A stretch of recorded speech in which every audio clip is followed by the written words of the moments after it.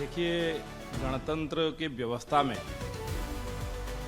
कोई भी किसी भी चीज को लेके आलोचना समालोचना कर सकता है,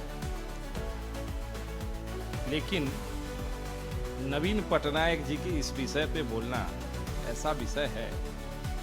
100 चूहे खा के बिल्ली तीर्थ करने चला, वैसे ही बात है। लंबे समय तक वो उड़ीसा में सरकार में रहे। 24 साल उन्होंने उड़ीसा का शासन दायित्व उनके जिम्मेदारी पे उड़ीसा के लोगों ने लिया, और उनके समय में इतने धांधली परीक्षाओं में हुआ, इतने धांधली एग्जाम में हुआ, कोई सुनवाई नहीं था लोगों का। आज वो उपदेश देने चले। मैं अगर गिनने चलूं तो 2015 में जो उड़ीसा पुलिस कांस्टेबल का रिक्रूटमेंट हुआ था, उसमें क्या हुआ था, नवीन बाबू कभी जवाब दिए हैं उड़ीसा वालों को?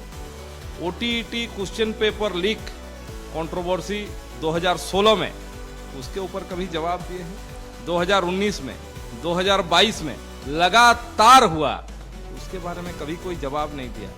फिर आपका 18 में, 2018 में, 2019 में अनेक मैट्रिक एग्जाम को लेके, टीचर्स को एग्जाम लेके, उसके बाद वो जो OSSC जो JEE एग्जाम है उसको लेके, JEE सिविल का एग्जाम को लेके 2023 में, इधर मेरे पास दर्जनों उनका जो उनके राज के समय ऐसे हुआ जिसमें उड़ीसा का यूथ डिसअपॉइंटेड हो गया। उड़ीसा के यूथ पूरा एकदम पथभ्रष्ट हो गया इनके कारण।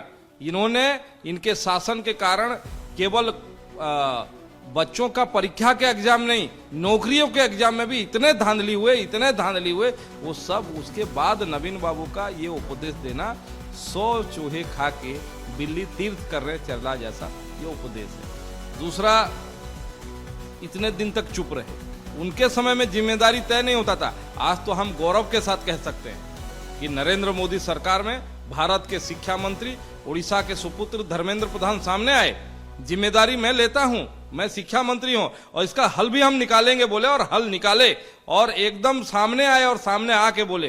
कहीं छुपे नहीं नवीन बाबू की तरह कि मीडिया ढूंढते रहे, उनके पार्टी को लोग ढूंढते रहे, लोगों का बात छोड़ दीजिए, कभी उत्तर देने नहीं आए। उस नवीन बाबू को ये बोलने का कोई अधिकार नहीं है, नैतिक अधिकार भी उनको नहीं है।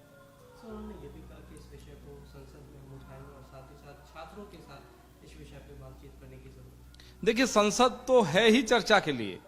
संसद इसीलिए है, विधानसभा इसीलिए है कि कोई भी विषय पे चर्चा करना चाहे तो जो गणतंत्र व्यवस्था है, संसदीय परंपरा के अनुसार चर्चा हो सकता है।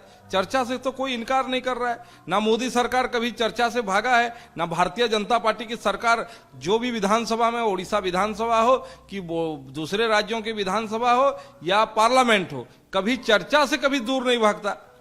आप चर्चा से दूर भागते हो। चर्चा के लिए तो है, लेकिन जो छात्रों को मिलना चाहिए, छात्रों को, अगर आज देश स्वतंत्र होने के बाद कोई प्रधानमंत्री देश की छात्रों को संबोधित करता है, परीक्षा पे चर्चा में प्रधानमंत्री जो मनोबल बढ़ाते हैं, वो तो पूरी भारतवर्ष के लिए, पूरी दुनिया के लिए एक एग्जाम्पल है कि एक देश का मुखिया परीक्षा में कैसे छात्रों का मनोबल बढ़ाता है परीक्षा से पहले।